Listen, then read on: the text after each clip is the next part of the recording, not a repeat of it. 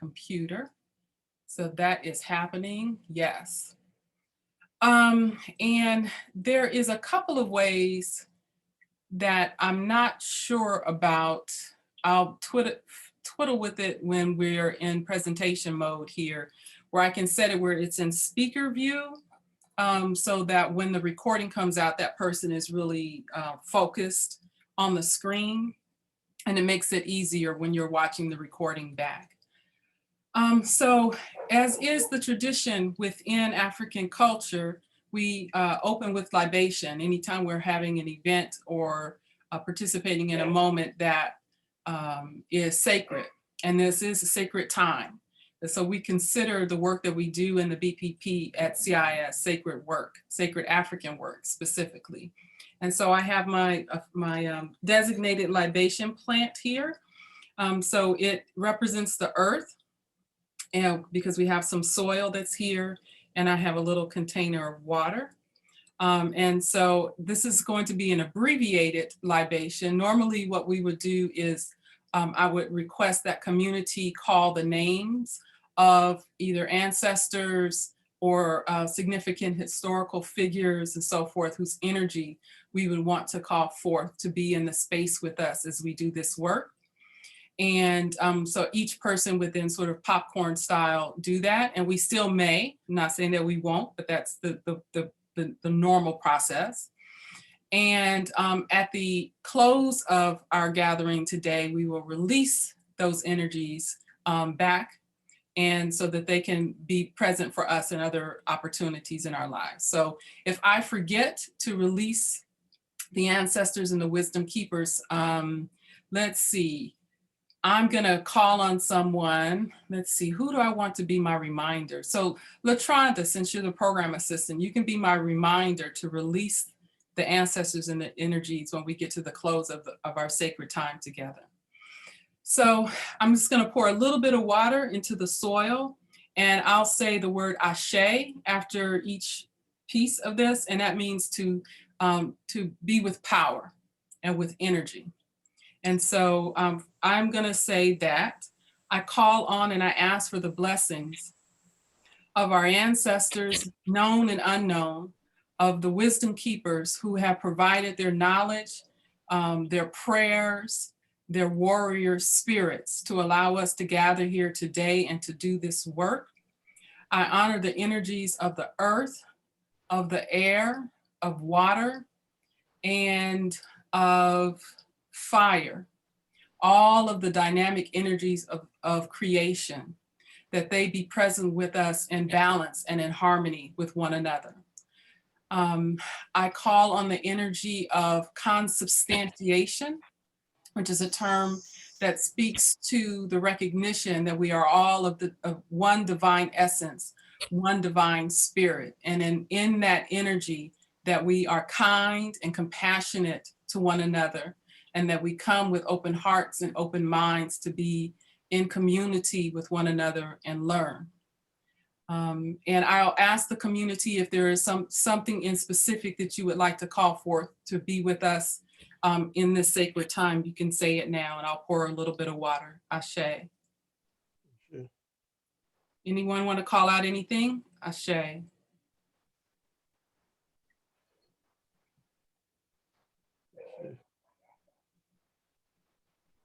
The spirit of all of our elevated ancestors, may they be with us and guide us through these times. Ashe. Ashe. The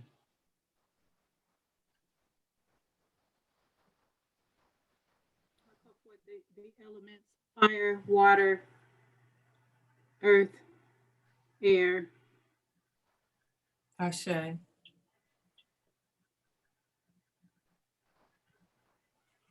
Anyone else?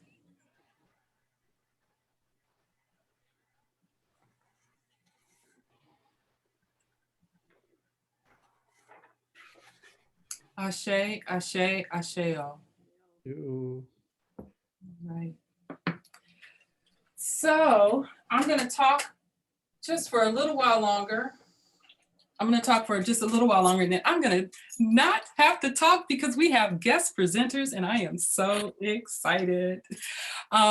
So just a couple of guiding principles for our gathering today. As I said, let's try to maintain a spirit of consubstantiation, of recognizing the divine in each of us, and having compassion, because we may be in places that may be unfamiliar to a lot of folk, that may stir up some things of and emotions of why didn't I know, and how do I do, and all of those sorts of things.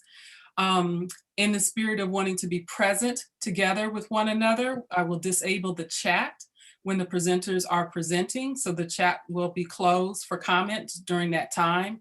And when we get to the Q&A segment of each presenter, I will open the chat back up. So if you want to post questions, comments, or what have you, you can do it during the Q&A portion. And our agenda for today is we have 3 dynamic presenters, all representing the Association of Black Psychologists and the Bay Area chapter. And LaTronda will introduce them in just a moment. So we're going to have our 3 presenters.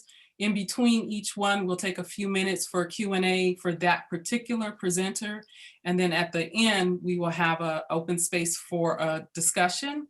And then we'll close with just a few exciting announcements around what's coming up. And that's our agenda for today. So I'm going to turn it over to LaTronda to introduce our speakers. Good afternoon, everyone. So this afternoon, we have with us 2 members of the Association of Black Psychologists.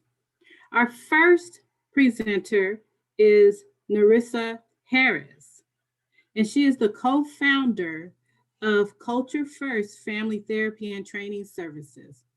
She is a licensed marriage and family therapist who holds a master's degree in counseling and is a certified continuing education provider through the California Association of Marriage and Family Therapists.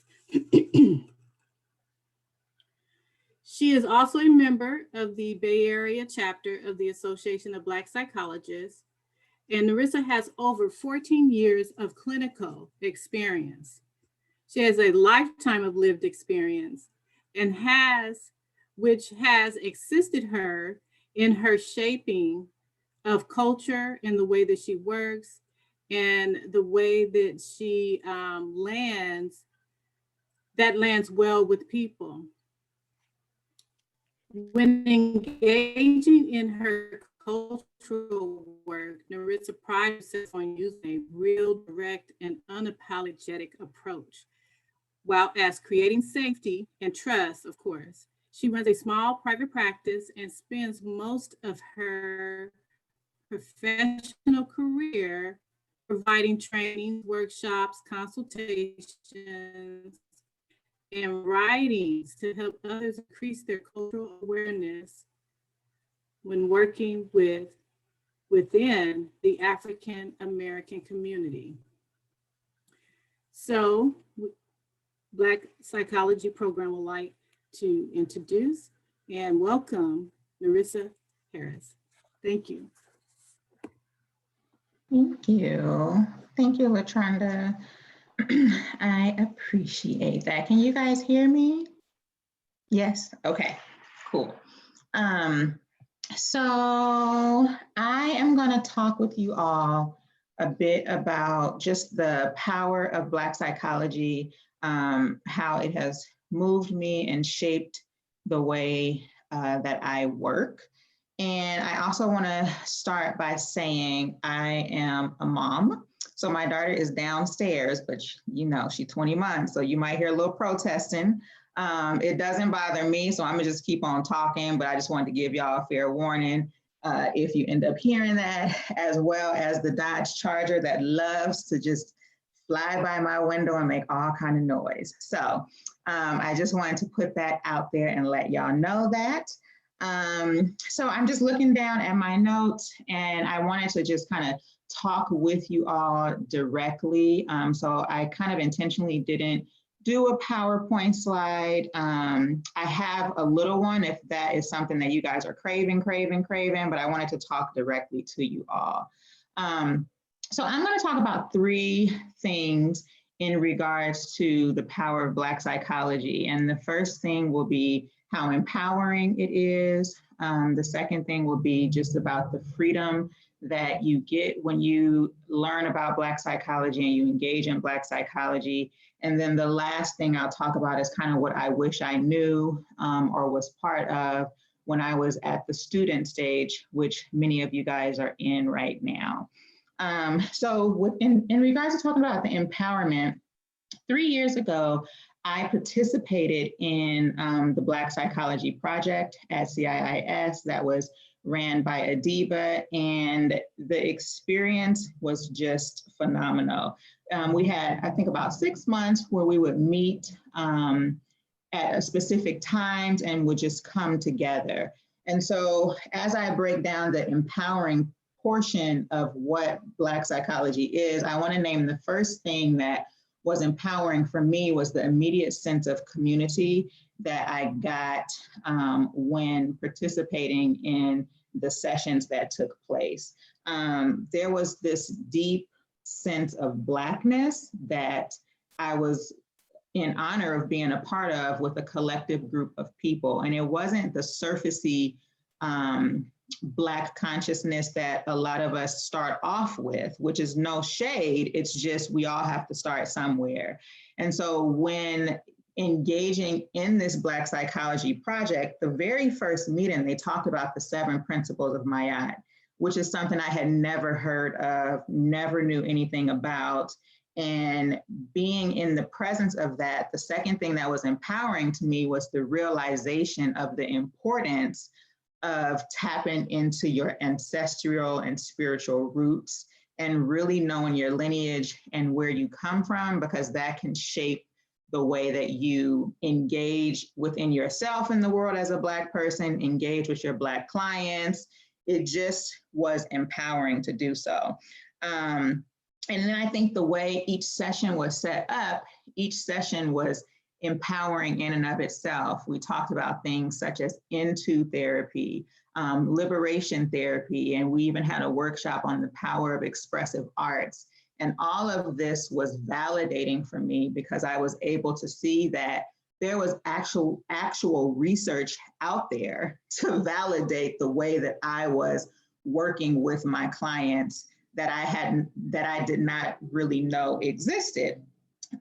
So in regards to empowerment, I literally had an experience every single time that I was in the presence of this cohort that was formed with Black psychology. And it was a deep experience, and it was an experience that was freeing, right? And so when we get to the second point that I want to talk about, which is the freedom of being a part of Black psychology coupled with empowerment, there was a freedom to heal.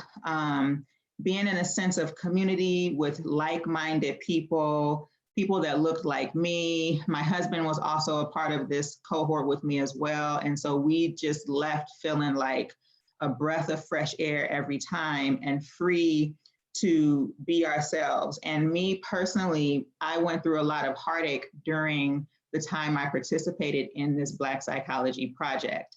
And with people not even knowing I was going through heartache and difficult time, it still was freeing for me to be, again, I have to keep saying, amongst a community of people that looked like me, that validated me, that helped me to understand and realize that it's okay for me to like sit real full-fledged in my Blackness. I was already sitting in my Blackness when I signed up for this, but this just took it to a whole nother level of me sitting in my Blackness and being comfortable in my Blackness and not shying away from, I almost want to say, that final step that I needed to take. And again, it comes back to the freedom of being in the presence of, it was like this pool of spiritual and ancestral,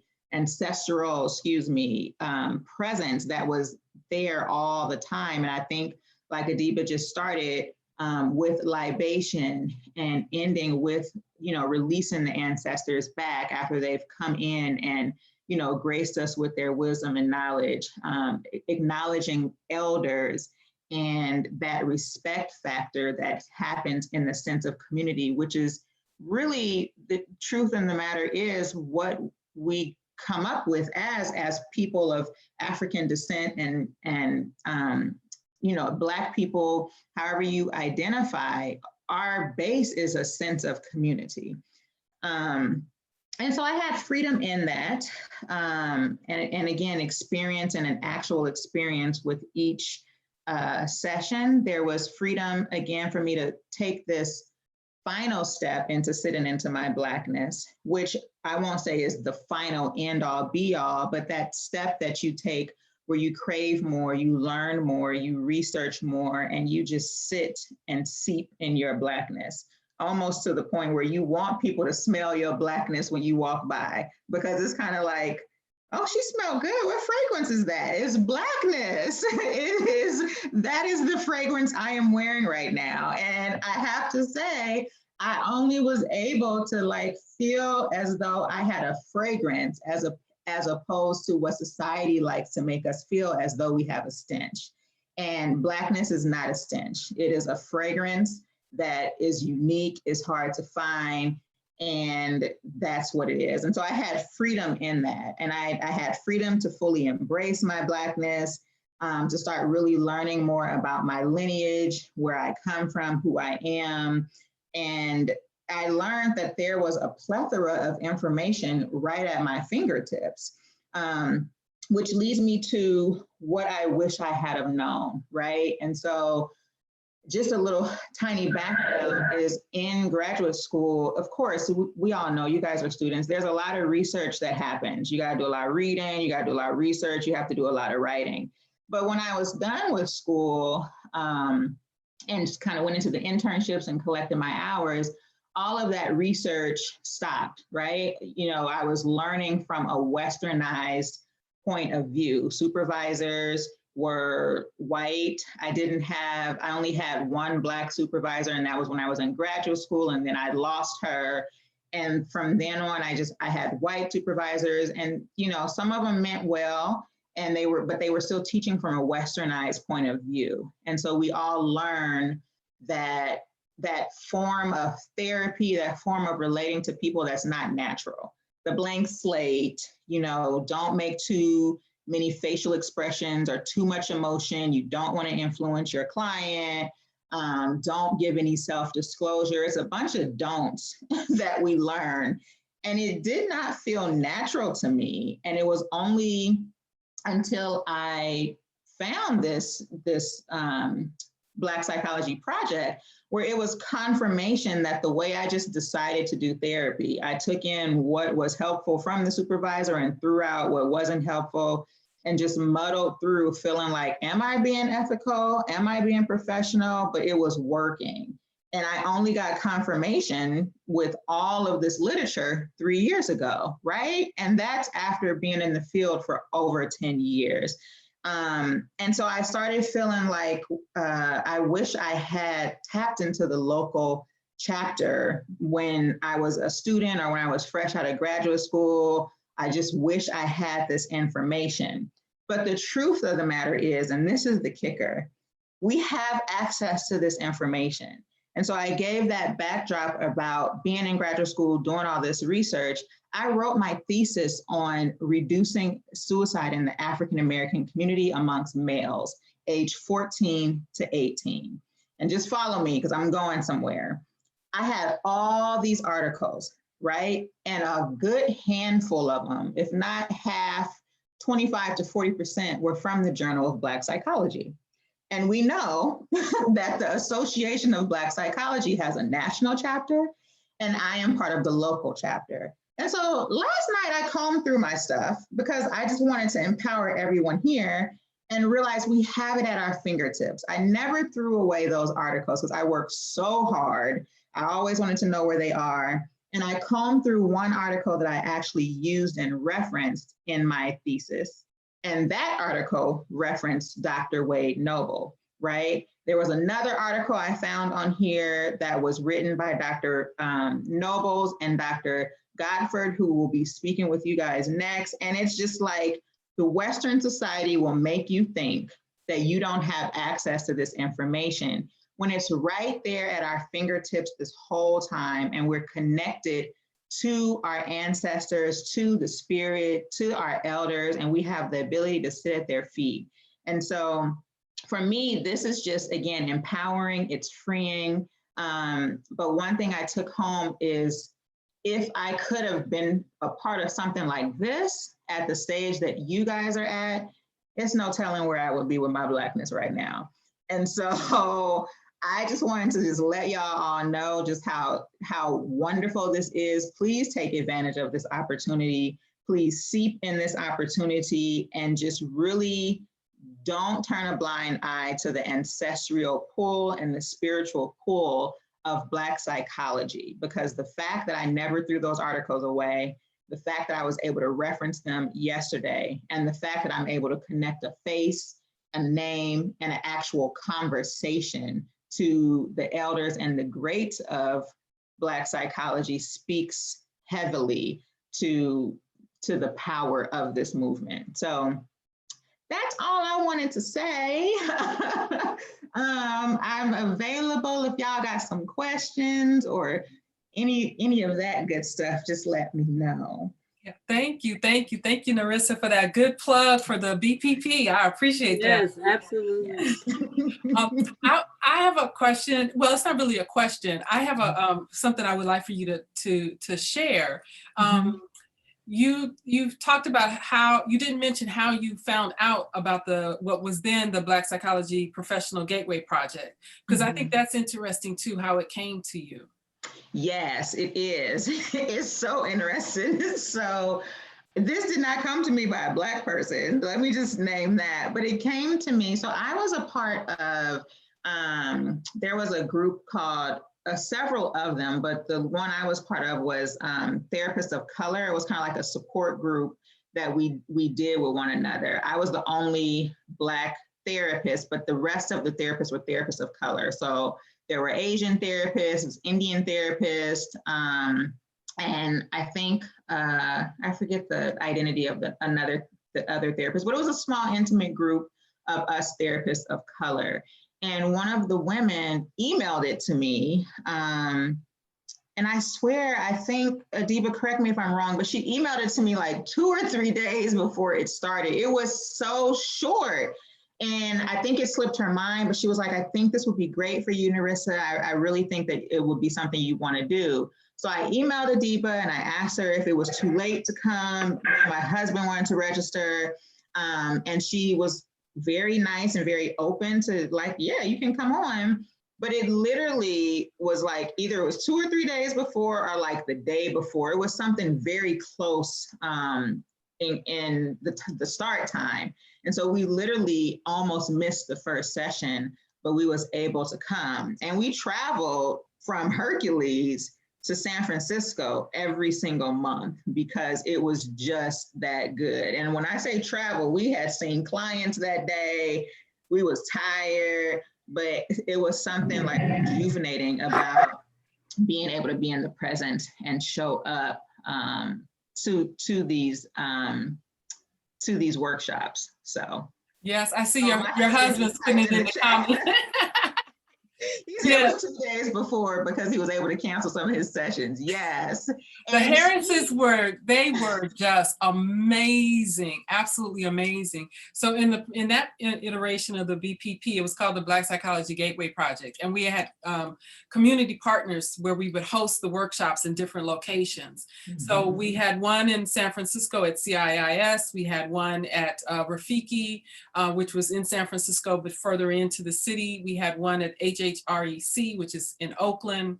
And so each you know, they would rotate for different locations, and the Harrises would be there. It didn't make any difference if it was pouring down rain, if they were coming from Richmond, if they were coming from Hercules. These two were consistent.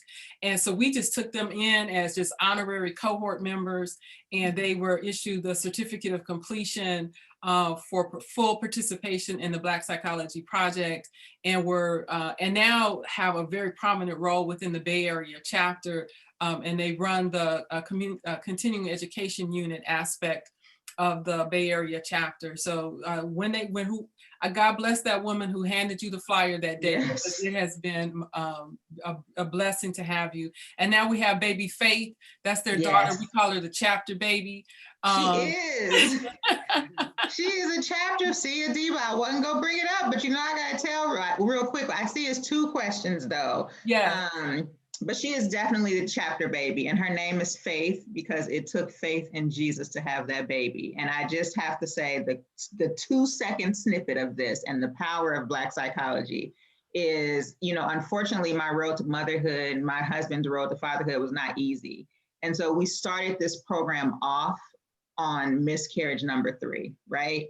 We ended this program pregnant and not knowing it with baby Faith because somebody who I just have never seen before again told us to go to the river, not the ocean, but to go to the river, which is the same man that named in that first meeting, somebody in here is with child. And I was pregnant at that time and he freaked me out. My husband loved him and his vibe and felt that he was tapped into the spirit. And we told him at the end of the 50th year conference, and he was like, you should just keep trying, but don't go to the ocean because nothing grows at the ocean. Go to the river because everything grows there. And we have a whole 20-month-old baby named Faith because that's just how Jesus works. So when I say heartache, I was struggling through them 6 months, and this gave me life. It gave me and my husband life, and so it was great. So yes. Want me to answer 2 questions? So there's 2 questions. You had 2 questions in the chat. Okay. And this is from Ashley. How was navigating the counseling program as a Black student? Do you have any advice you would like to offer current students? Yes. So navigating the program as a Black student, I don't feel like I was fully tapped into my blackness in the initial stages. It was a 2-year program. But I do remember, which is how I met my husband, wanting to seek him out because he was the only other Black person I knew that was in these programs. And I had met him in undergrad. And so I tried to surround myself by people that looked like me. It was 20 of us in the cohort. And then when I finally got in my cohort, I think 4 of us, or 5, including me, were Black. And so we kind of connected with each other. We interacted with each other. I did notice on a personal level, the exhaustion of code switching. And so I didn't know what was going on. And so I kind of felt like in graduate school, I was having a little bit of an identity crisis because I felt fake. But then I realized I was code switching. I was trying to be like professional and proper in graduate school. And then I get home and I like kind of let loose. The advice that I would give to you now as somebody out of graduate school is really to just be your authentic self. I think it took me a really long time to realize I can still be Narissa, which is a little Black girl from East Oakland, the hood. And it does not mean I'm not professional. It doesn't mean I'm not who I am. It doesn't mean I'm not good at my craft. I don't have to pronounce everything with an R and in this proper tone all the time to make other people comfortable. Like, I don't have to do that. And I would just encourage, I know that it's like nerve-wracking because we need jobs. We got to survive. But if you can just tap into any bit of yourself and just realize that your Black is beautiful, it does not negate the fact that you're a professional, the fact that you are in a graduate program and surviving a graduate program speaks volumes to your ability. And so And then I would say to stay tapped into this too, because I wish I had have had something like this while I was in graduate school. Make connections with people, surround yourself around people that look like you, that are in the same field as you, and talk to people about what you're dealing with and what you're going through. Don't internalize it, because we have enough that we have to internalize. So we have So about 4 or 5 more minutes left for Q&A. Okay. A couple more questions. And this is kind of an extension of what you just said. Okay. How did you connect your experiences to your clinical practice, and how did it make a difference in the lives of your clients? I think so. That's a good question. How I connected my experiences, I think I just kind of did it in a natural way, if that makes sense, like the way I would relate to people. Because one thing I noticed is the less that I shared with clients when they wanted to get a little bit more of information about me, the less that they would want to participate, especially my Black clients. And so I think one thing, without even saying anything, that I share with my experiences, I'm not a super dressy person. I mean, I'll dress up sometimes, but I'm mostly tennis shoes and jeans. And that's what I did. I mean, I tried to start off super professional out of graduate school, but it was uncomfortable all day sitting, and I was working with children and meeting with their families, and it didn't feel right. I was working in deep East Oakland at Parker Elementary School. I was not going up there in heels and all dressed up with families that, were low income. And I come from that. I come from Section 8 and food stamps. And so I just felt fake. So one thing I kind of did was just embrace who I naturally am as far as clothing. And I think that warmed up clients. And then I would just share a little bit with them about who I am and where I come from if they would ask. And it really makes a big difference with your clients when you give just a tiny bit of self-disclosure. I think my little plug that I like to tell people, and even people that I supervise sometimes, is if you're asking somebody about their life for 45, 50 minutes and you go on vacation or you come back and see them on the Monday, and they ask how your weekend was, just answer the question. Like, tell them how things are for you. It was good. I didn't do much. I watched TV or whatever it is, because they should have a little tap into your life if you have a whole eye full of theirs. And so that was for Rachel. And so Zena wants to know, how did you navigate the confinement and limitations of the licensure process and still honor doing ancestral and spiritual work in your practice? It's a good question. Yeah, that's a really good question. Again, I was getting a little more woke by the licensure process.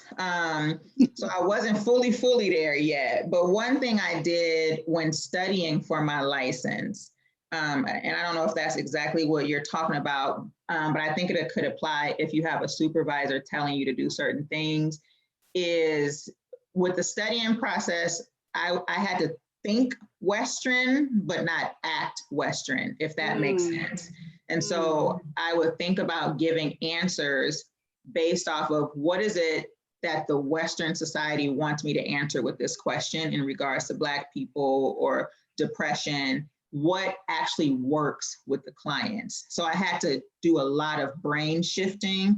And that was the same thing with writing notes, and even quite honestly, the same thing with sharing information with supervisors, because the truth of the matter is some things just were a little like if I need to talk with a parent and I have to help her figure out how to get back her food stamps or her welfare to work program, I might not be talking about the fact that her kid is fighting in school because she cannot focus on that. But I had to reframe that when bringing it to my supervisor and help her not be multi-stressed so that she could then think about the interventions I'm giving her. Even if the intervention I gave her was, why don't you go home and just decompress, as opposed to a direct intervention for her kid. But it was more so toggling between the two different ways of thinking, like what's the Western answer and what is the ancestral answer and the actual behavior and practice that I'm going to engage in. Beautiful. Thank you, thank you, thank you, thank you, thank you. Thank you for having me. I just love the Harrises. Hey, Art, love you too. We ain't trying to get no shade to the black man. We love the black man. Yes, know we love do. the black man. So thank you, Narissa, for sharing your journey with us and Yes. allowing us to continue to be a part of your journey and this Jagnaship process that you are offering to us in the community. Oh, And, thank you. Yeah, this So, is Narissa, I'm Yes. putting in the chat the name of your practice and training services, but certainly feel free to add anything else you want the group to have, websites, telephone Okay. numbers, or anything else. Yeah. Okay, I'll put our website. The first website will be the one for me and my husband, our Culture First, and then the second website will be the one with links to my writings, and then I'll put the phone number. Great, beautiful. thank you. And then I'm going to pause for just what do you call it? A commercial break here in a sense.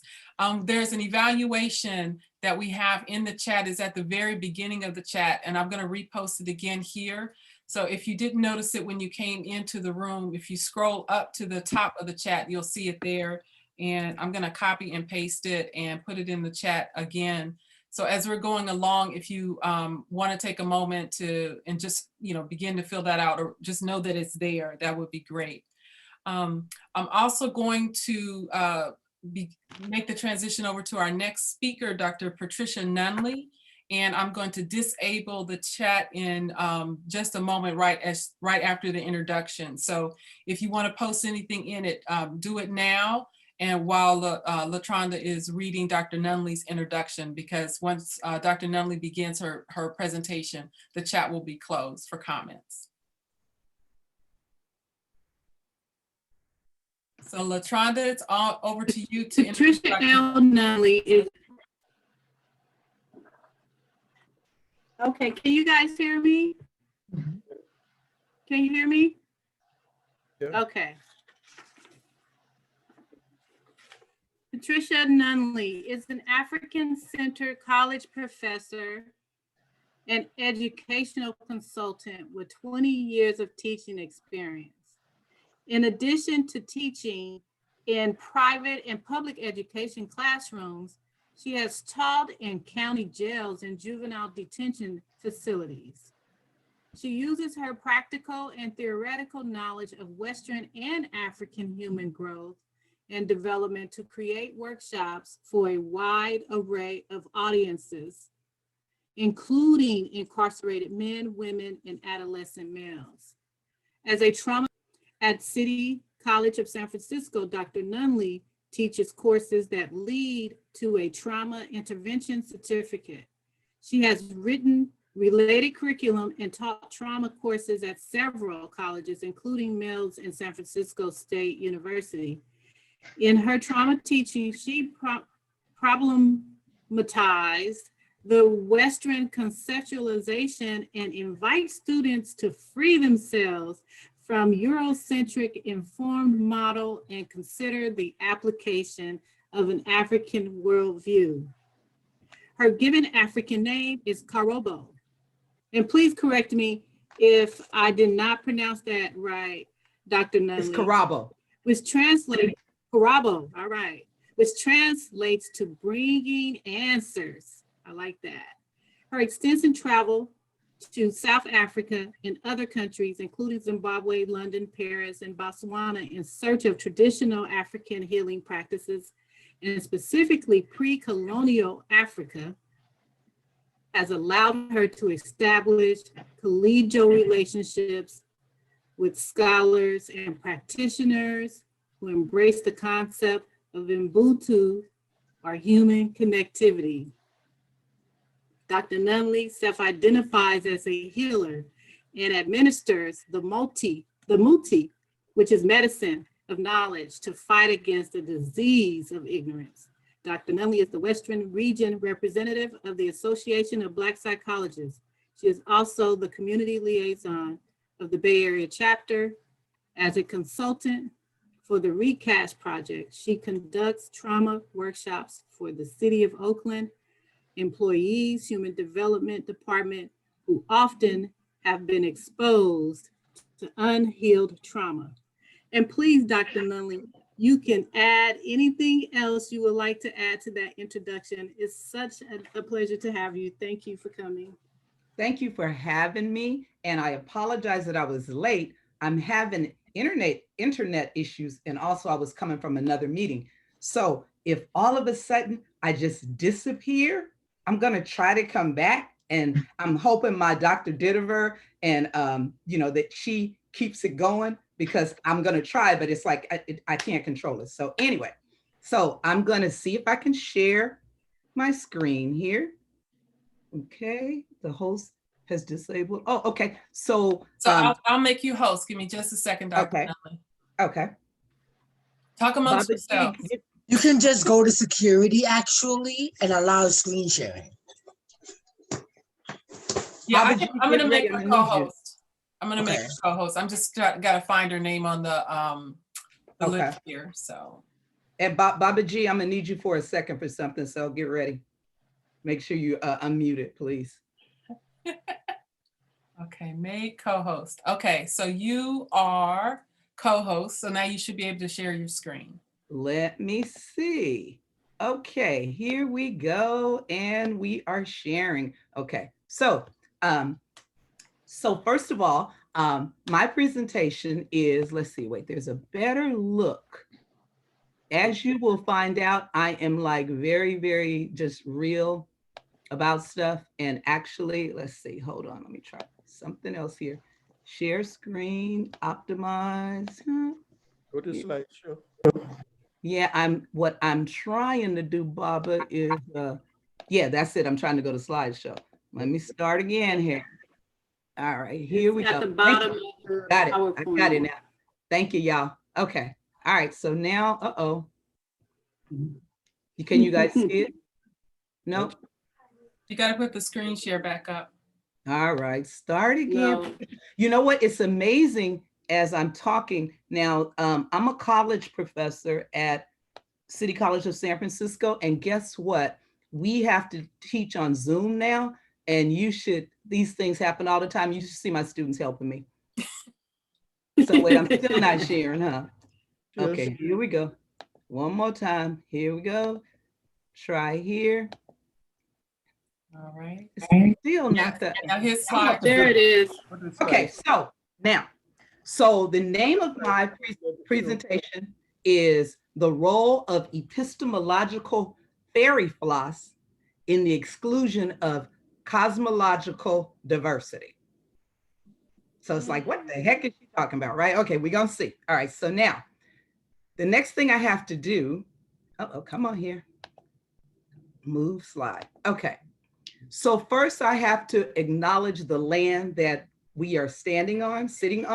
I'm sitting on the Muwekma people land. So I have to do that first of all. Okay, so now that that's done, then I have to give thanks to my recent ancestors. Now that I've given them thanks, now Baba G, I need permission to speak from the elder. Now I'm assuming that he's the oldest in the room but you know what? Now life is so different. I mean, we got old presidents older than Baba G. So it is very possible that one of you as a student, that you are older than Baba G. So the elders, I know Baba G is older than me. Can I have permission to speak? Yes, you have. Thank you, Baba. Okay, so now I say to you, Sa'ubona. Now, Sa'ubona is the isiZulu greeting. Sa'ubona does not mean, now this is really important, y'all, catch this. It doesn't mean I see you, it means we see you. Now, how you're supposed to respond back to me, you're supposed to say, Yabo Sa'ubona, and you're saying, yes, Yabo is yes, yes, we see you. So I'm gonna do it again. Sa'ubona. Yabo. Yabo. Sawubona. Yabona. Good job, good job. Okay, so now, next thing we do, let me just remind you of where you're supposed to be sitting in a workshop for pedagogy and practice, okay? And pedagogy is about how you teach. And so now I am an educator. So I come from the lineage of educators, and I'll show you whose lineage I come from. So I'm going to be talking about the pedagogical side. Like my sister Narissa was talking about the actual practice. Now I'm talking about the pedagogy that actually guides your practice, okay? So now, this is who I am. I do ASA. So I'm an African teacher, right? And what happens is African teachers, you know, that's a special, like, that ain't no joke. There's this level of excellence that's like really great and not great, excellent. Okay, so now what it does, it places the child, makes the child like this sacred person, the child or the student. So I'm going to keep going here. Now, guess what? Because I come from early childhood development, that means that we move and learn. So I'm going to expect you guys to get up and do some stuff. So that means I do interactive, all right, y'all? So just prepare yourself to do some interactive stuff.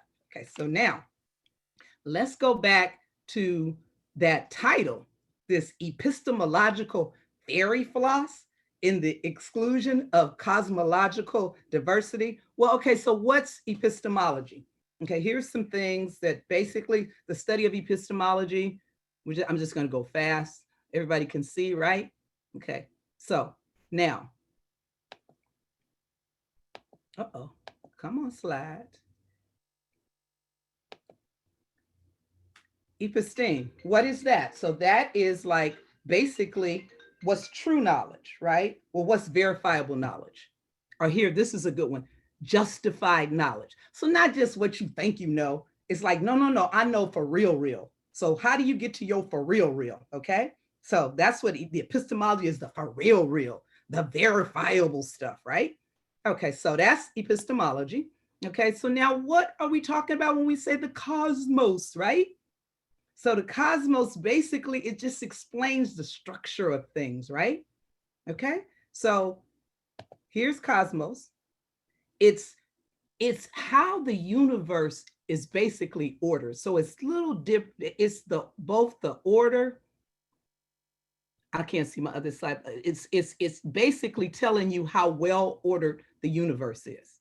Okay, so now, but what the heck is fairy floss? Fairy floss is cotton candy, y'all. Straight up cotton candy.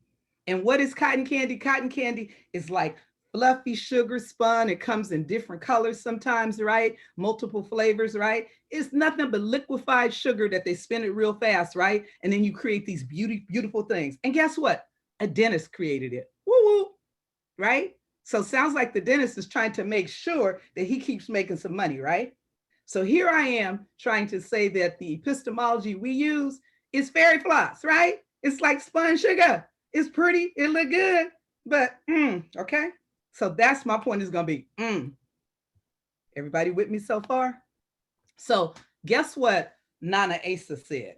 Can somebody read that out loud for me? What did he say? Unmute yourself, somebody, and read that The thing. field of psychology is saturated with studies of racial comparisons in spite of absence of construct validity for race. What the heck does that mean? Well, let's see. Okay, here's Nana, right? And he just basically says, look, African folks, we've known what to do for a very, very long time. And this is the sad thing. So we see children as divine gifts, right, of the Creator. And we connect the children with the family. It's special. It's you just can't separate yourself from it, because then you're not saying it's really special. And he talks about the pity of us not knowing who our African leaders are, the genius. We just don't even know it. But this is the scary part, y'all, right here. Some of the people that right here, the pity is that some of these people, they're actually our enemies. They do not have our best interests at heart. One of the things that Malcolm X said, only a fool would let his enemy educate his children. Only a fool would let his enemy educate his children. Okay, so these are some other things that Nana says. I'm just going to keep going fast here. Les, it's time. You get ready to get up now. So basically, all people have a worldview. Okay, so you don't have to get up right just yet, but get ready. So everybody has a worldview, and the worldview, that is how you know how to function. Okay, so now the worldview, it has four components: an epistemology, ontology, cosmology, and axiology. So that's what a worldview has. So now I need you to stand. You can do this one sitting down. All right. So I need you to touch your brain up here, right? And you're gonna like make epistemology. See that? That's how it's so epistemology. You guys got that? Now, if you're gonna jump on something, ontology. So the first one, epistemology, and then ontology, and cosmology, and axiology. Okay, so let's see. The four components of a worldview are what? Epistemology, ontology, cosmology, axiology. So we're talking about the epistemology, right? So now, here we go again. Okay, sorry, I'm having trouble moving the slides. So African human development. What you learn in school, you're learning Western human development. So African human development says that all Black people are spirit beings. You're a spirit being having a human experience in a container called the human body. Black people, spirit beings having a human experience in a container called a human body. So let's see, how does that work? So look at this. We're gonna do this right now. So time to stand up again. Here's the words to what we're doing. So I need you to act like Wakanda forever, right? Okay, so you cross it up, right? So the words are in front of you. So do this with me. So it's not one, but two worlds. Let's do that part again. Not one, but two worlds. We have the visible and the invisible. Do the part, well, no, I better go fast for time. Each person is connected. So each person is connected to a single energy source. Come on, move that energy, y'all. Move that energy, move the energy. Okay, so now look at the screen so I can show you, because you may not be able to see my feet. Pretend these are the feet. Now, Baba G already told me I need to fix this. I haven't fixed it yet, Baba, so don't say anything. So these are our feet, right? And so imagine you go back, together, forward. Okay, so these are your 2 feet, right? So you take and put one back, one together, and one forward. Everybody got that? Okay, so let's go back to each person.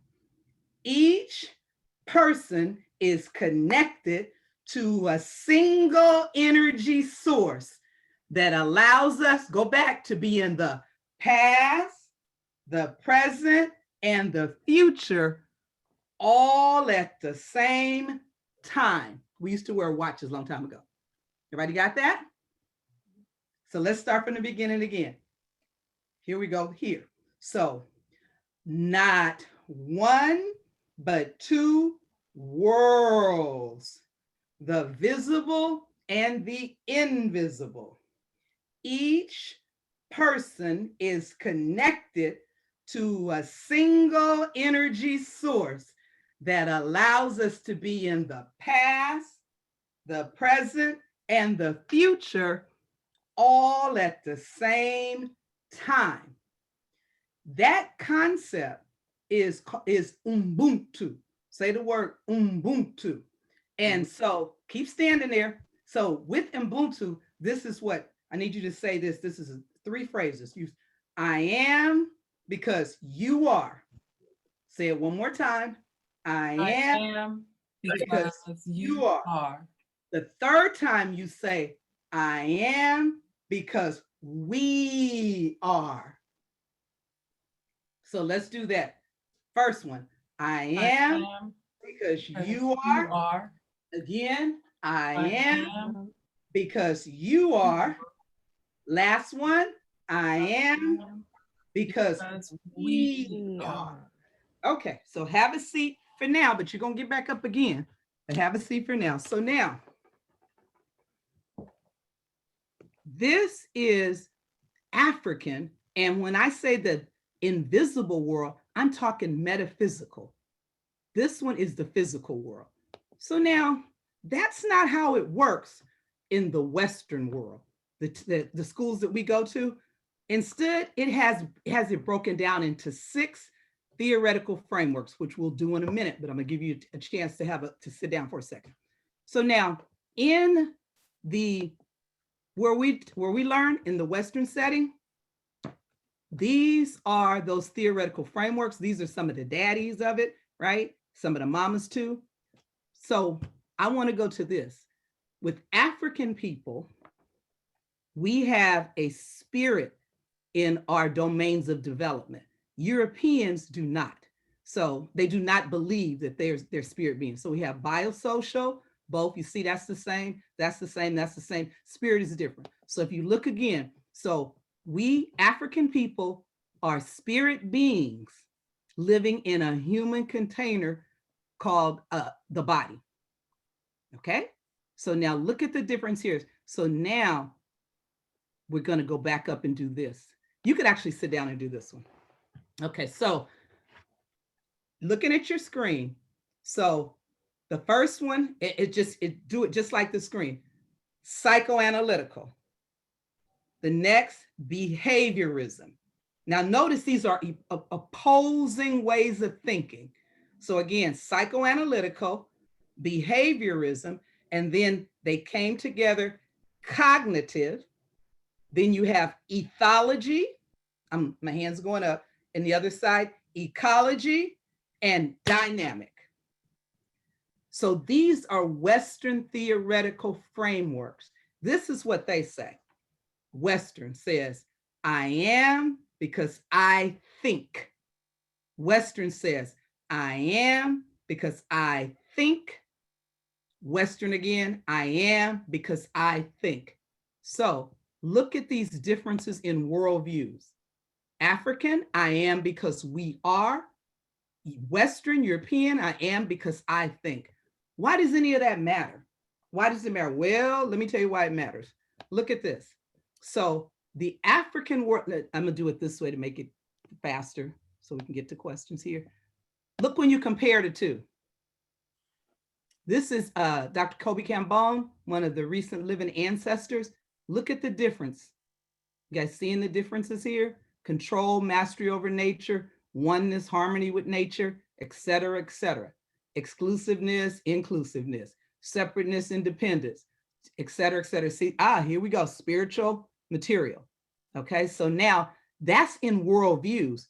I'm talking to individuals that are going to work in psychology, right? So let's look at the difference with the psycho-behavioral modality. When you're dealing with Africans and African Americans, is groupness, sameness, commonality, humanism, religion. Now let's compare that. Look at the European individualism, uniqueness, difference. This is the killer right here. European white supremacy, racism, anti-African. Let's look at those differences side by side. See the difference? Okay, so now, Nana Asa talks about how you dominate, right? Something. The dominance we're talking about right now is just to teach systemically the ideology of white supremacy. That's the one we're focused on. So I did a little digger deepen and I looked at the word dominance. Well, guess what? This is really, look at the difference here. It's actually a hegemony going on here. Hegemony dangerous, y'all. The hegemonic stuff is more dangerous because usually dominance is with force. But with cultural hegemony, it's like it in our case, it's in education, and it reshapes and rethinks things. That's problematic. So here, let's look at the founding fathers of Western human development. All of these dudes, old dead white men who studied their own children, y'all, okay? And now this is the original child. The African people were original people, so they rarely ever studied the African child.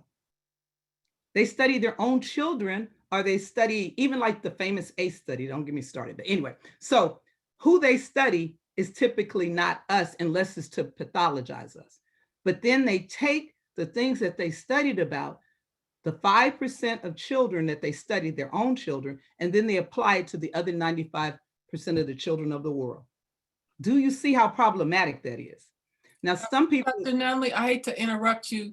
I'm just looking at the time, doing a quick time check here. So at 2:10, we have it scheduled for Dr. Goddard to come up next. So that's about 3 minutes or so from now.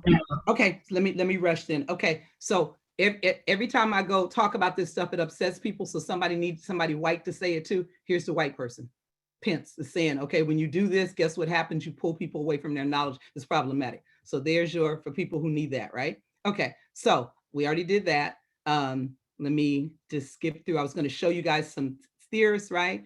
Okay, so what I'm gonna do is, if you need to understand more about worldview, Vernon Dixon, Edward Nichols, Dr. Wade Nobles, right? Okay, these are folks, Baba Wade, that they're still around here. Okay, so here was Dixon's. Let me go really fast. Okay, so you might wonder, it's like, okay, wait, hold up, Dr. Nunley, because I got to get my degree and I have to get it from here. So guess what? These are African-centered scholars, including Baba G, who's after me. They earn their Western degrees, but they escape the Eurocentric cognitive incarceration. You can do it. You can still, you can do this. And then here's some of the Black women scholars. So you can do this stuff. And so I think I'll just end there because I just don't want them to think you can't do it. So you can do this, and you can do it in this context. And still, like me, I'm always upsetting the table. So what happens with me, I've learned in a PWI, and I'm still learning and growing. Baba G and Baba Wade, they helped me a lot. But you can learn that stuff because you have to learn that stuff to get your degree. But then you can also like, well, you know what? There's this other way, and consider the other way. Now I'll be quiet just for questions. So, okay. Thank you, Dr. Nunley. So I'm going to open up the chat, and we're going to have about maybe 5 minutes or so. So Baba, I'm going to delay your start to 2:15, just so if we can have a little bit of time here for folks that may have some questions. And also know that the slides that Dr. Nunley shared will be available to everyone in the Google Classroom space. So just another reminder that everyone who's here today should have received, and if you haven't, please let us know, a link, an invitation. You should have received an invitation to join the Google Classroom space. And so also, go ahead.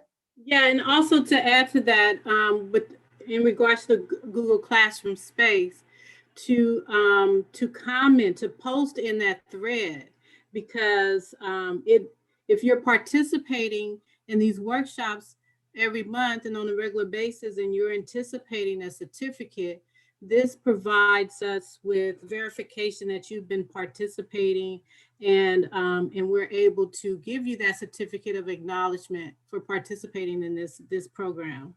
Yeah. So please, each workshop you will be invited to accept the invite and add to the classroom. Beautiful, beautiful. So I'm just mentioning that so that folks will know that the presentation materials will be available. So does anyone have any questions right now for Dr. Nunley?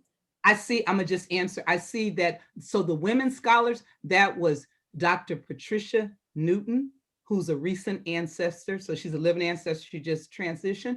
And it was Dr. Linda James Myers. And so she does optimal psychology. And so Dr. Newton, she was actually a psychiatrist, but she understood psychology too. So she's just amazing. So those are the women. Okay, let me see. Okay, I'm sorry. Now you can go ahead. You can get Dr. D.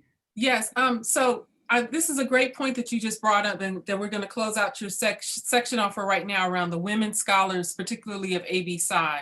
So as some of you know, I'm the co-chair for the Certification in African Black Psychology Committee for the for AB Sci.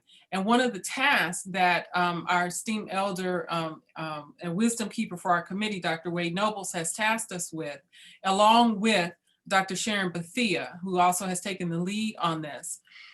We are to do I'm calling a spreadsheet, a database, if you will. It's not an annotated bibliography, but a bibliography, a directory of the Black women scholars of AB Sci. And so we have a pretty extensive list that we've already compiled. And each of us who are on the committee are sending that out in the form of a spreadsheet to our students. So all of the members who are students who are on now, who are part of the JEGNISHIP cohort, you will see that appearing in the Canvas space shortly, because we're wanting you all to go out and do the work and begin to fill in. We have their names, but fill in the field of scholarship that these women have contributed to, a list of some of the literature that they have published, some of the community work that they have done. And if you see any omissions of folks, especially community activists, workers who have done work, cultural workers that are not on the list, to provide that. So that's going to be coming forward very shortly. I have it because I'm working on it all the time. And so we will be fleshing out more information on the women of AB Sci and the scholars of AB Sci, because it's a misnomer to think that there is an absence. They were there at the founding of the association. Our current president is a woman, and there have been many, many beautiful, powerful women who have been presidents of the association, hold leadership roles, and have contributed to the scholarship. So with that, I'm gonna transition over to Dr. Goddard. Yes. So Dr. Goddard, born in Trinidad and Tobago and educated in Trinidad, Jamaica, and the United States. Dr. Lawford L. Goddard is a sociologist, demographer,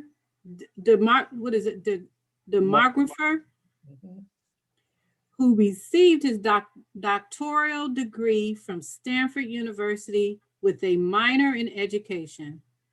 He has over 40 years experience as a trainer, educator in the areas of mental health, service delivery, youth motivation, substance abuse prevention, HIV prevention, and other forms of self-destructive behavior.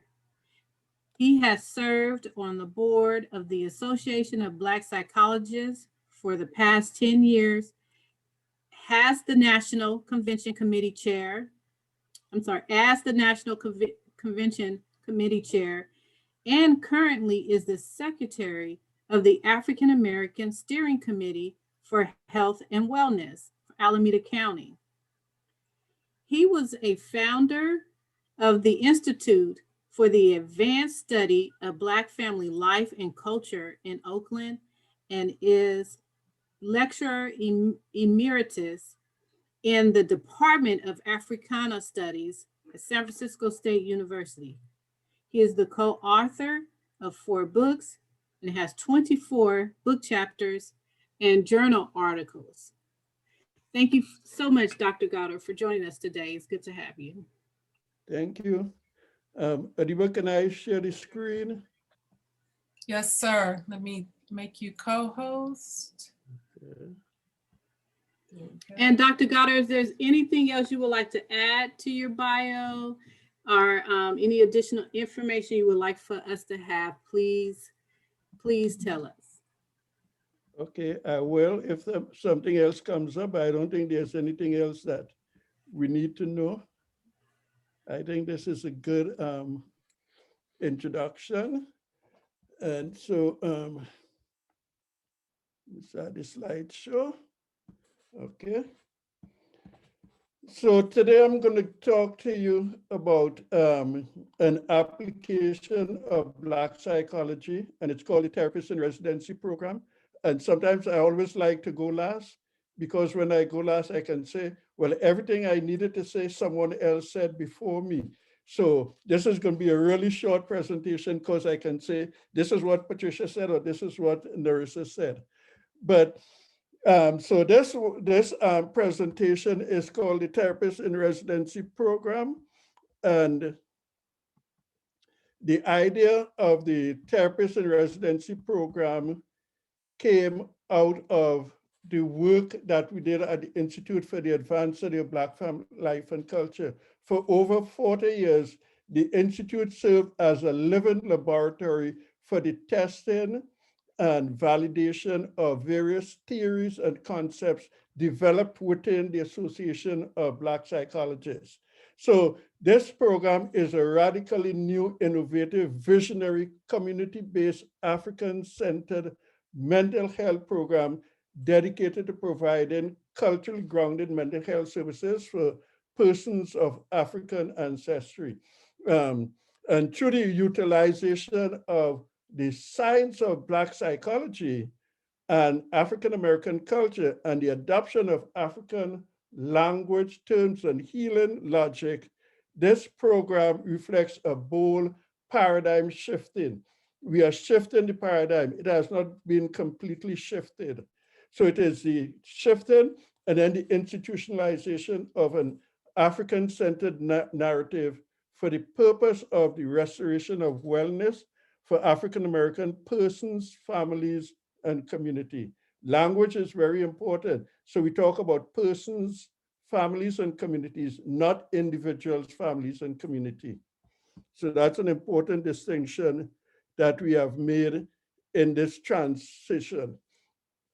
But the basis of it emerged out of the goals and recommendations found in a couple of studies that were done in Alameda County and in the state of California in period 2011 to 2012. The Alameda County Behavioral Healthcare Services, the African American Utilization Report, the African American Consumers Report, Having Our Say, and then the State of California Reducing Disparity Program, which was a statewide initiative that took 2 years and ended up with the publication of the report entitled, We Ain't Crazy, Just Coping with a Crazy System. And those of you who work in this field of mental health can understand the implication of what it means to be working within a crazy system. So the logic of the program also comes from the fact that almost every African-American practitioner testified that upon completing their training, they had to modify and sometimes undo their formal training for them to work effectively with African-American people. This is what Narissa mentioned in her presentation. And so this program was developed specifically to address the absence of culturally grounded services, culturally congruent services. Note, we're not talking about culturally competent services. We are talking about culturally grounded, congruent services, because one can be competent in another people's culture, but your practice can be very culturally destructive. So competence is not a term that we use.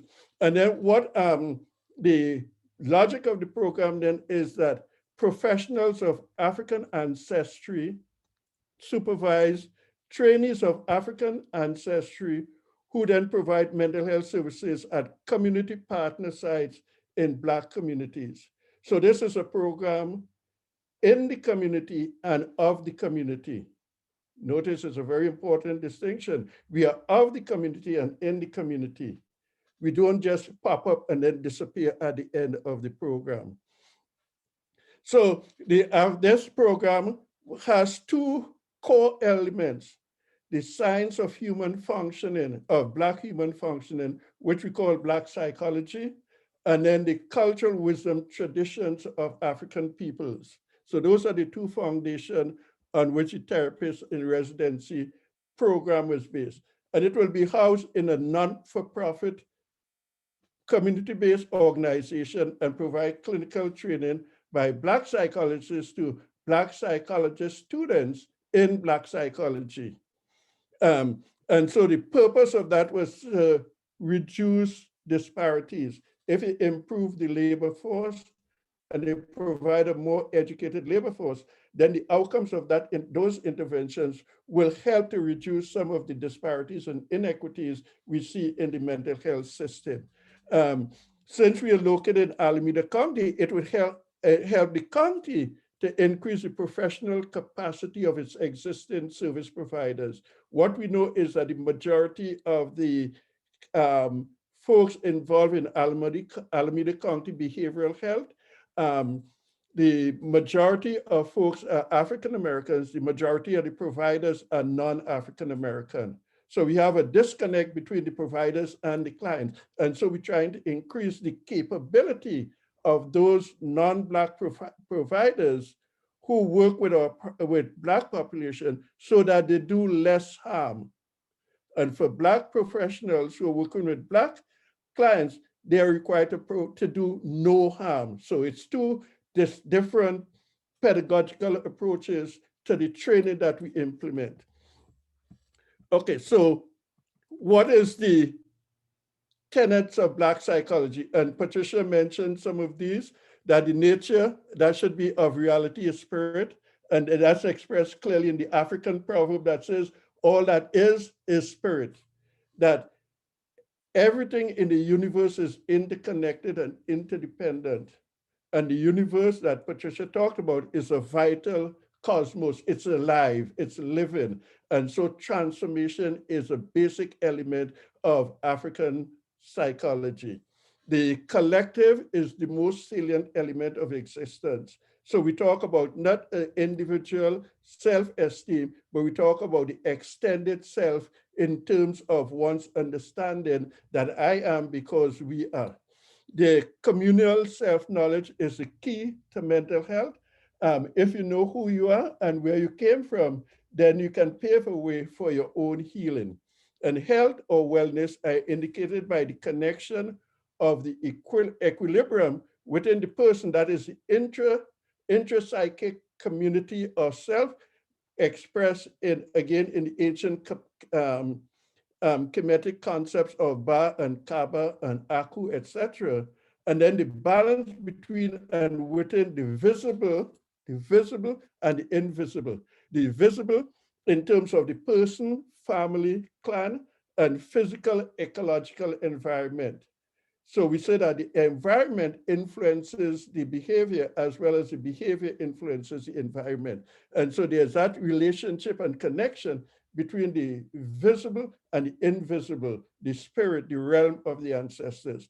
And within Black psychology, disorder and illness are many forms of disconnection from your spiritual essence, distortion of one's sense of humanity, misunderstanding, not understanding one's own human authenticity, and or the fractured spirit that was caused by the relocation of Africans from their land, disconnecting from their land, their spirit essence, and therefore our spirit has been fractured by the process of enslavement in which we were denied our own humanity. And that this denial of our humanity as a people continues in contemporary American society. So it is a historical as well as a continuing ongoing denial of our sense of being.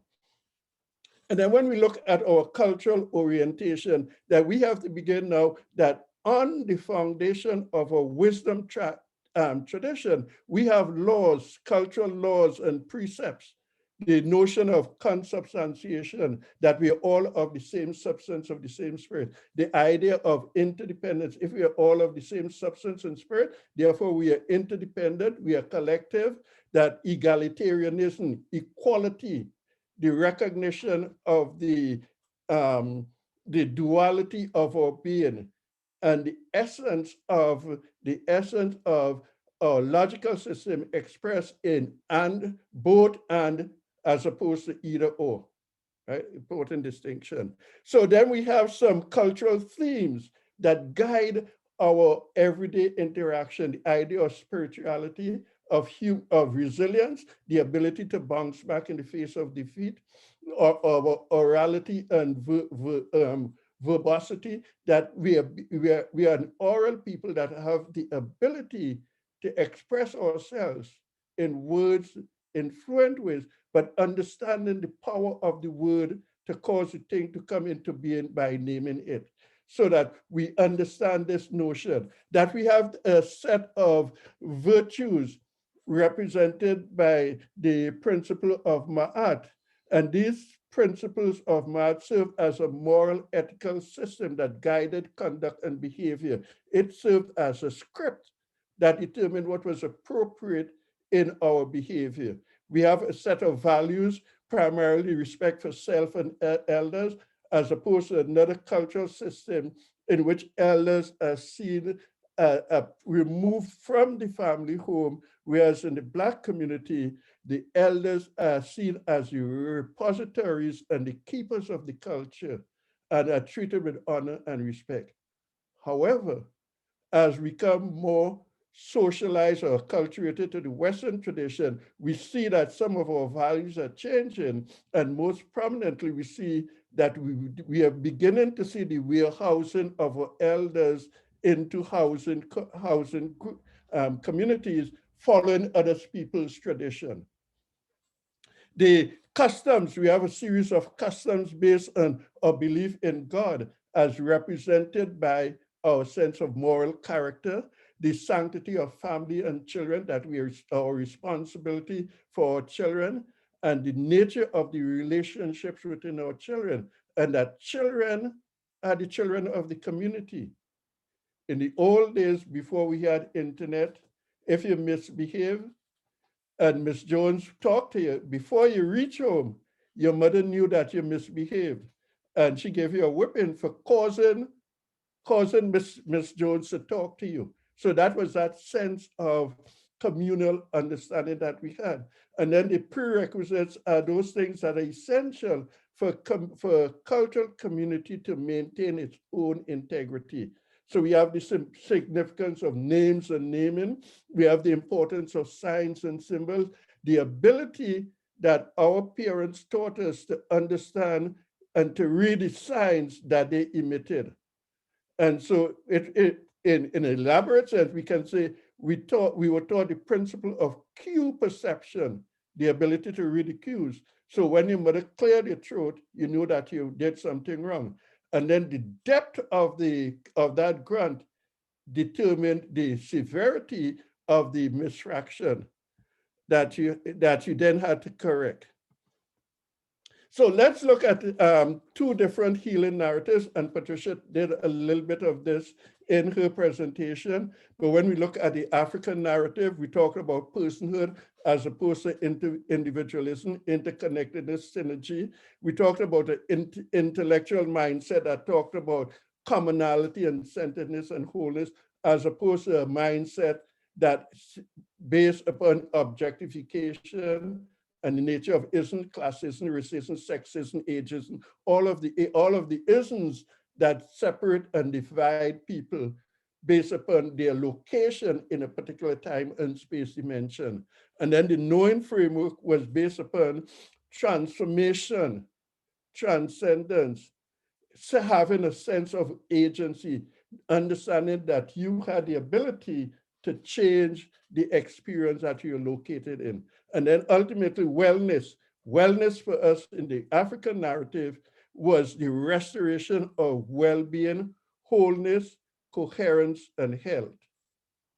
For the Western narrative, wellness meant the management of disease or the absence of disease on a purely materialistic perspective rather than a mind, body, spirit perspective, a holistic perspective. And so given a difference in treatment narrative, healing narrative, of course, the treatment approaches will become different, right? And so from the African, we always approach it from a strength-based assessment of the person. What are the strengths that you bring in the therapeutic session rather than focusing or justifying or making a diagnosis of what is wrong with you?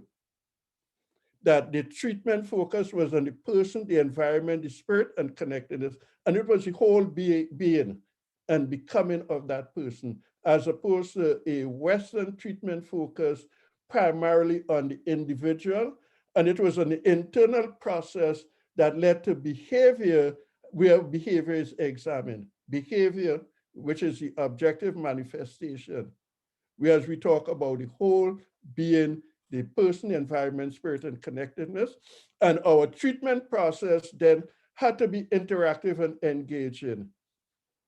Both Narissa and Patricia talked about this in their presentation, that treatment is an interactive, engaging process, that we participated in the healing process as both therapist and healer, and client and non-client, as opposed to clinical strategies that where the therapist treats the client, the therapist is the all-knowing person who has all the answers, and therefore the therapist tells the client what is wrong with them. And then the treatment goal is, again, behavior management from the Western perspective, as opposed to well-being and wholeness and reestablishing connectedness. So what, in terms of the African centered perspective, what constitutes good mental health or wellness? That is a person who is functioning in accord with the nature, aim, and purpose of their being is a healthy person. It has nothing to do with the recognition or the elimination of symptomology that is diagnosed using the DSM, whatever level it is. So the Yoruba refer to health as present when a person's physical, spiritual, social, and psychological well-being are in balance. And to be healthy is to have all aspects of your human functioning in harmony with nature. Remember, the fundamental law of nature is the law of self-preservation. Every living organism does whatever is necessary to perpetuate itself over time and to live in a harmonious relationship with nature, fundamental law of nature. And then we are functioning in accord with one's divine nature, one's teachability, because we know that we have a knowing and a knowable spirit, and we have a need for free will and the desire to be morally and socially responsible. We are not individuals separate and distinct from everyone else, that we have a moral and social obligation to be responsible for the well-being of person, self, family, community, and nation. And now we begin to talk about a shift in the language and logic of healing, that African Black psychology is giving us the basis for the shift in the language and logic of healing based upon the different healing narrative and the different treatment process. So in European psychology, treatment is a contractual relationship between the client and therapist with distinct boundaries and power differentials. Narissa talked about this, that this power differential, I as a therapist have all this knowledge, and you as the client are subject in a hierarchical order of superiority, inferiority. In the African-centered psychology, we change the term not from therapy and treatment to courageous healing conversations. So families, individuals coming to the therapist in residency engage in familial conversations with co-equal healing potential. The therapist in the Western model then becomes an Nganga Nkisi. That is, the healer is one capable of activating the process by which the body repairs and cures, restores health itself to its own health and well-being. We have embedded in us our own self-healing potential. And it is the responsibility of the Nganga in dialogue and in conversation in a meaningful human relationship to reawaken that self-healing potential in the person so that they can become healed. They can become, they can restore their physical, psychological, social, and cosmic balance and harmony in and between persons, people, nature, and community. And we change the term from patient-client, again, which is that hierarchical relationship, to what we call the Bwana Mbuti. And the Bwana Mbuti is a Bantu term that means the child of my ancestors. So if one approaches the healing framework in terms of a courageous healing conversation between an Nganga and a Bwana Mbuti, between the child of my ancestors, one has altered and changed the logic of healing that takes place. And one has altered the hierarchical dimension that existed in Western healing processes. So here are some other terms that we incorporated in the therapist in residency program. We talk about Enkisi, to take care of the container, i.e. the physical body, as spiritual force that holds the hidden power of the mysteries of life itself, right? Remember Patricia showed this slide when she said, excuse me, that we are spirit beings housed in a physical container. That Zola, love activates in Gola the energy of self-healing, but love not in the romantic sense as Westerners think of love, but love in terms of the cosmic sense of the feelings of commitment and connectedness to others. And Ngola, which is the energy of self-healing. And the state of perfect health and total peace is She Alafia Ne. So we want to reach it. And then ultimately to heal a whole person, Uku Zenglong, Uku Zilon Ge Sa, to heal a whole person, a whole people. So we remedying oneself to heal the breakdown between oneself and the realm of the spirit. So it's not just physical healing that takes place, that healing has to take place in terms of establishing a more meaningful relationship among persons, family, community, and ultimately with the spiritual domain. So again, following the use of our language, we're now talking about Sakosheti Jer, i.e. Black psychology. So I have some references, I'll talk about it quickly, but Sakosheti Jer accepts that material expressions are only visible manifestations of the invisible qualities and functions of being, and the objectification of things subjective in use and subliminal in nature. Every element in the nature is a symbolic representation of an essential function of law. Every recognizable element in nature is a symbolic representation of an essential function or law.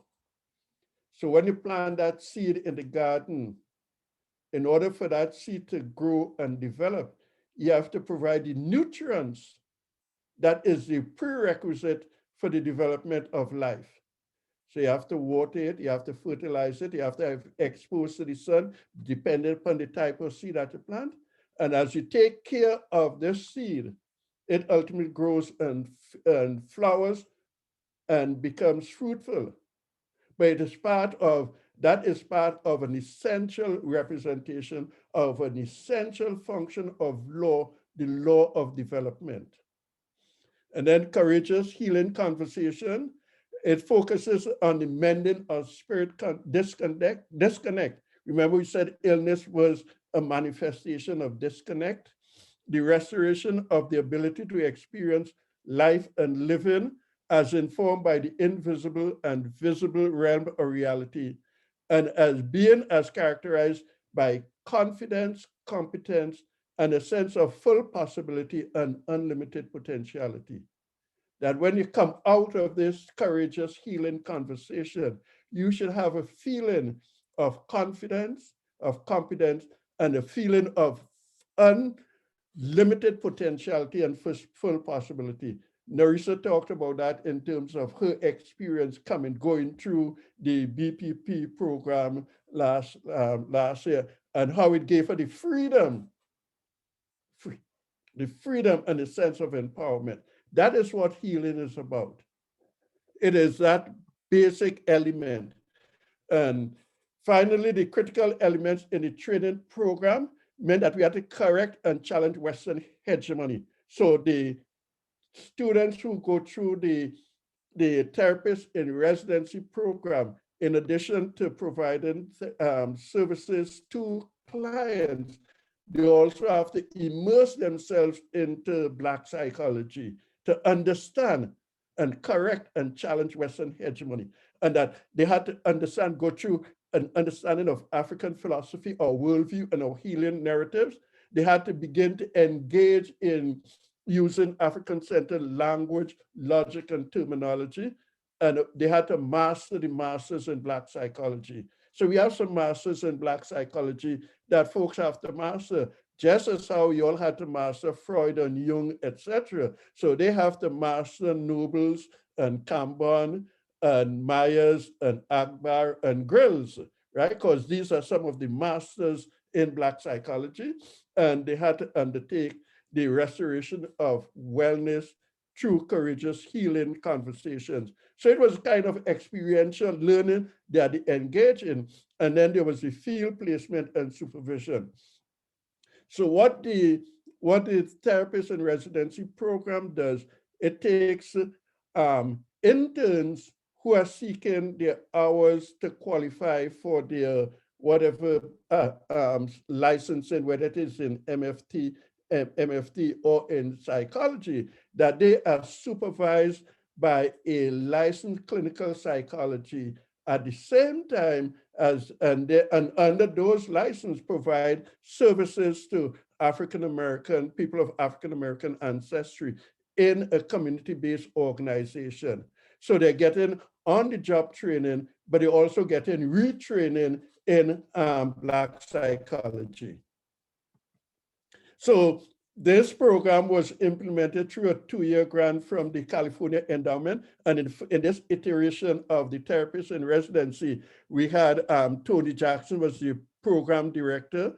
Dr. Sandra Smith was the clinical training, director of clinical training, and then supervision was by Claudius Johnson and Tony Jackson. And we had a group of technical consultants. I served as the operations director. Dr. Jackson, who is the president of ABSI, served as a clinical training. And then Dr. Nobles, who was the founder and past president of ABSI, served as the SACU, a Black psychology philosophical advisor. And then we had a team of 5 Ngangas in training here.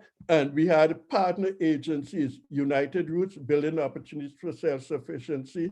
We had an alliance with Black Family Alliance, West Oakland Youth Center, and Chabot College. So the therapist in residency program was actually a program that we implemented based upon African-centered psychology and using African language and logic as the basis for transforming the healing process. And so here's some writings that I referenced in the presentation. This is a new publication that came out it just came out a couple of weeks ago, hot off the press. It's called Alternation. It's an interdisciplinary journal for the study of the arts and humanities in Southern Africa. And this was a joint effort between ABSI and Black psychologists in South Africa. And I'm happy to say that we have, our chapter had 3 publications, one by myself and others. Dr. Nobles did one that's cited here, and Patricia Nunley did one also. And this journal would possibly be a future chapter discussion that we'll have.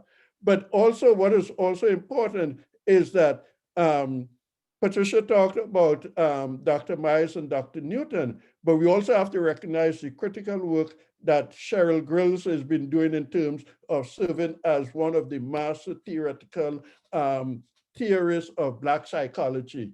And we have different levels. We have first generation, second generation, and so on. And there's a chart that shows the generational change or the levels of our scholars: first generation, second generation, third generation, fourth generation. And most of you who are going through this training program, if you can, I shouldn't say if, when you continue in the field of Black psychology, you will belong to the fifth generation of Black scholars who have written and published theoretical as well as empirical articles on the Black experience. Thank you, Baba. That's a great place. I hate to interject here. I'm finished. I just have my last slide says. Okay. The last slide says. Oh, it says questions. Perfect. All in divine order. Thank you. I love it. So we're coming up here at close. We have about a little less than 15 minutes and we're gonna close at the top of the hour. But I just wanted to point out a couple of things. One, the chat's open. So if you want to post a question in the chat is open for questions. And I wanted to highlight just a couple of things. I'll just highlight three things that stood out to me from your presentation, Baba. That was, the first one is the science of Black human functioning is the definition of what Black psychology is. And I really appreciate you naming it and framing it in that specific way, that it is the science of Black human functioning. I thought that was really powerful. I also really appreciated, we have a knowing and knowable spirit. I think that I'm going to meditate on that. I knew that, and I've heard that many, many times, but I'm just saying it out loud again for others to hear, that we have a knowing and knowable spirit. That's just profound and powerful. And it ties into the last point that I want to highlight around a transformation in the shifting of our language, logic, and terminology. Oftentimes people will do the terminology piece. They'll switch out some names for stuff, call stuff Sankofa, take on an African name, and things of that nature. But the language and logic piece, that's the deep transformation of the mind that needs to occur in of the spirit. So I wanted to highlight those three aspects. So let's take a look here in the chat and see if there's anything that's coming. There's a couple of questions, yeah. Zena asks, is there a training program still active, and how do we find out more about it? Yeah, well, the Cal endowment grant ended in the summer, right? Well, first of all, let me back up and say COVID threw everything out of whack, right? Yeah. And everything became different. And so we had to engage in telehealth as the ending part of the last couple of months of the grant. But a Zoom conference is not the same thing as an in-person meeting, right? Because in person, you can sense and feel the vibration and the energy of other, which you cannot always feel and appreciate in a Zoom setting, because we lose that intimacy that exists. We're in our second iteration of the therapist in residence, in that we are doing a trainer of trainers on the TNRP program. And in this trainer of trainers, we have a clinical training director, one from the Bay Area chapter, one from Southern California chapter, and one from San Diego chapter. So at the end of this training, which is it's a year-long training, we'll have the capability of implementing the therapist in residency program as a statewide initiative that would take place again in the Bay Area, Southern California, San Diego, and possibly in Sacramento. We are, right now, we are, I shouldn't say we are recruiting, but we have been having conversations with some of our community-based organizations that participated in the first therapist in residency program. So we've been in conversation with BOSS and with Chabot College and Healthy Black Families, etc., in terms of how we can continue to provide that kind of services to their clientele. And that's something that's ongoing. And so the best way to get information on how to apply or participate in it would be to send an email to our chapter president, Tony Jackson, or ideally, you can come to our chapter meeting on Saturday, Saturday from 10 to 12, and it's a Zoom meeting. And if you're interested in joining us on Saturday, you can send either email to Adiba and let her know, and then Patricia, who is our outreach coordinator, can get in touch with you. So there are ways in which you can get in touch with us to find out about how the next phase of the TNRP program would work. Okay, there's a couple of other comments, questions in the chat. This is from Sister Wanda Sabir. Why do we continue to participate in this flawed and deranged system, which uses so much valuable energy? And then there is another comment, Sam Grant. How fortunate are we to be in space with such genius in Black psychology and culture? And then there's a couple of other questions regarding where any from Central Valley, any of the residency, therapy and residency programs, Danny? I mean, is it Kylie? And then, yes. I'm gonna attempt to answer the why do we continue to participate? Yeah. Hey, Wanda, how you doing, sweetie? Okay, so unfortunately, because the way that our societal system is set up, for example, in South Africa, if you wanted to actually provide mental health services, you could not do that unless you got Western training. Now that's sitting in Africa, the continent of Africa. So the power of the epistemology, the hegemony, it's great. And so bottom line, if you do not get licensed, you will not be able to practice legally. So until we can change that, or we can do what I do. What I do is I teach both things, because I can't give you an A in my class if I've taught you all the African stuff, because I am sitting in that same system. Mm-hmm. So until we change the system, and I try to change it from within, because what happens is I take the African, I don't do the either or. The European dichotomy is either this or that, but the African centered is this. It's like, no, expand the table, because there's something called biodiversity. So when I teach students, it's like sometimes, because again, I'm going to talk about teaching. All your students are not going to be African. Although everybody came from Africa, they're not all African. They're going to have a different worldview. So you do need to know how to teach Western children as well.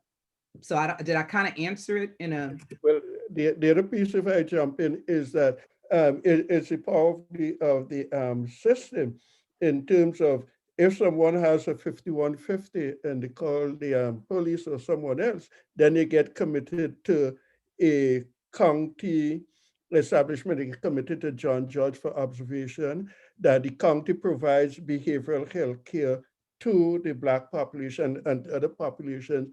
But you see, we have a small a group of professionals who actually working with Black clients. But there's only so much that an individual therapist can serve. Because if you have a caseload, I don't know, Narissa, you can jump in, and let's say you have a caseload of what, 10 people, 20 people that you're seeing in a week. That's a drop in the bucket compared to the large numbers of people of African ancestry who are who need these services, given the impact of the environment on their sense of well-being. So it's an ongoing process. That's why we have to begin to create our own services and to train our clinicians in our way so that they would be better able to serve our community. Yeah, I definitely agree with what Dr. G is saying, as well as Dr. Nunley. And I think the way I look at it too, because Dr. G, you're right, when you have so many people on your caseload, it really is just a drop in the bucket. But if we can try and reach those people who wouldn't have access to services any other way, and reach those people with an African-centered approach, that can make a difference. And then that person can experience, you know, well, therapy actually helped me, and that they might encourage someone else to, you know, get the services. And I also think of it in a way of, look at the bigger picture and not just where you are right now. I feel like you can do a lot of stuff with your license that they don't tell you you can do. I look at myself as being a very unconventional person in private practice. Like, I do a whole bunch of stuff, and it's not just sitting across the room from someone or on Zoom. Now you have the doors open, and you can take your African-centered approach and work that way with your Western degree.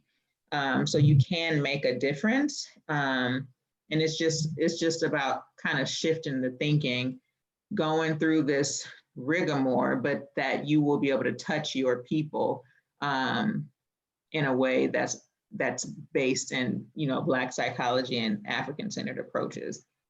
Because if you're not at the table, you're on the menu. Yes, it's so true.